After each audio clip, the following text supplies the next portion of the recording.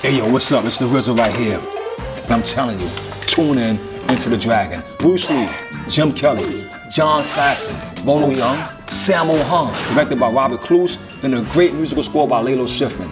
Into the Dragon, right here. I mean, I first saw it on the second release. I think it came out August 1973. Okay, and I think New York, it made it to New York in August. Well, here's something that's crazy. Hip hop itself starts in August 1973. So really? Yes. So Into the Dragon, hip hop has this parallel life. It's the 50th anniversary of hip hop. It's the 50th anniversary of this film. And it's maybe no coincidence that, you know, my first album is named partly after this film, Into the Wu-Tang 36 Chambers instead of Into the Dragon. Yeah, right. It's really a parallel. Yeah. And for me, you know, when I first saw it on the second release, and that might have been like maybe 5 years after its initial release, I was just enamored by Bruce Lee's magnetism. And it led me to go and like research his books. He wrote a book, The Tao of Kung Fu, and Chinese Kung Fu, his first manual. This film is his final film, but he continues to be discovered by generation after generation.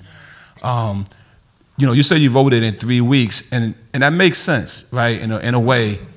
You know, it makes sense in a way that sometimes the best lyric comes in 10 minutes. The best song comes in a flash. Well, what's also amazing about the film is what it also launches, right?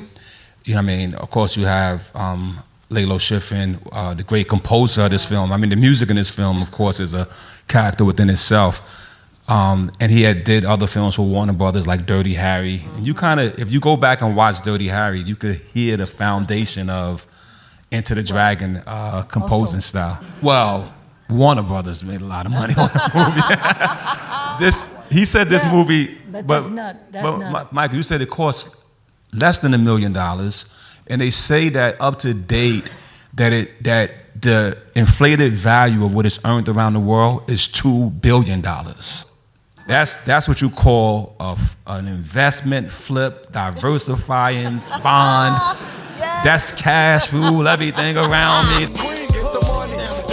That's everything. Totally true. Fist of the North Star, that whole anime series, Dragon Ball Z.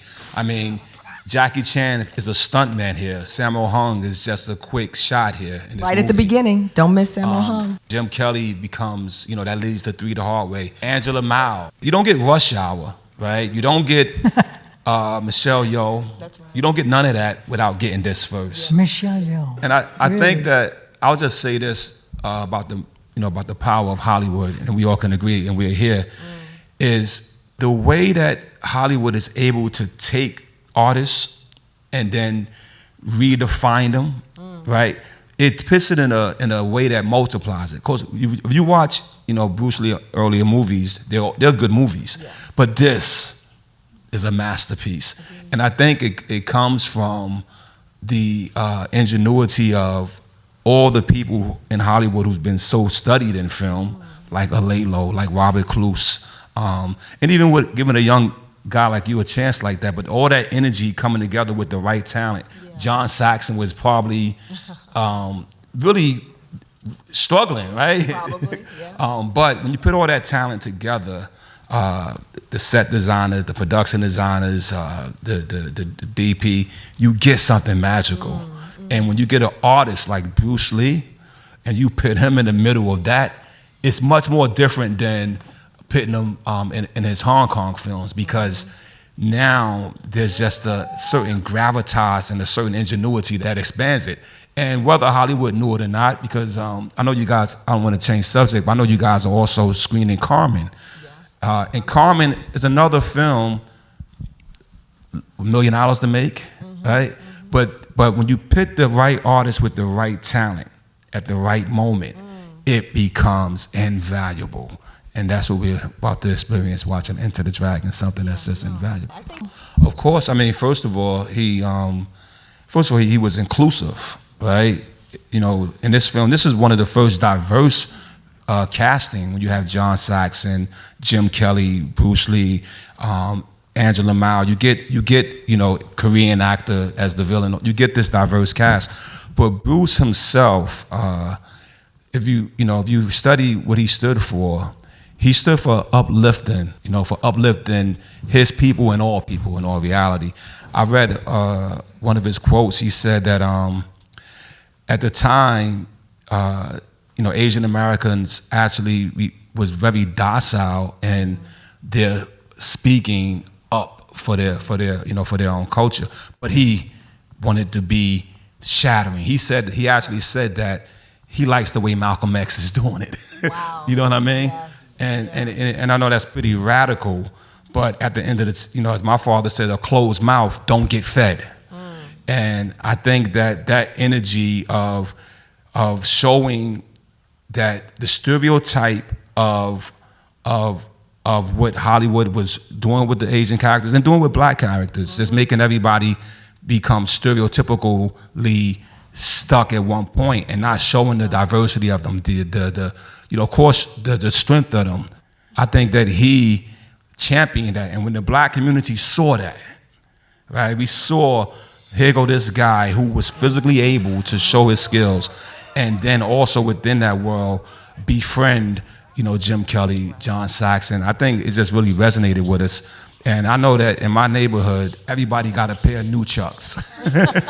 Everybody was like, Bruce Lee, who was an American, right? People got to, he represents the Asian culture, but he was born in America, went back, made it big in Hong Kong, and came back to America and took it to the next level again.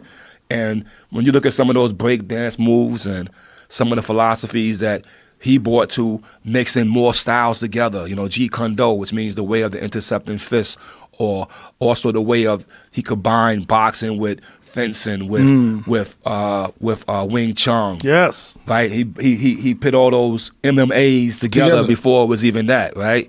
Exactly.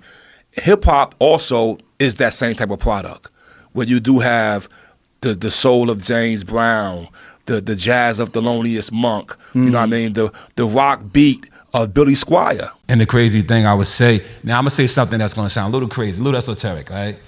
So in our world, we have the major prophets, right? Abraham, Moses, Jesus, right? Muhammad. But Not here. I also think there's minor prophets, right? And that's the people who also come here on earth for a short period of time and do something that changes the world. And I think Bruce Lee is one of those people.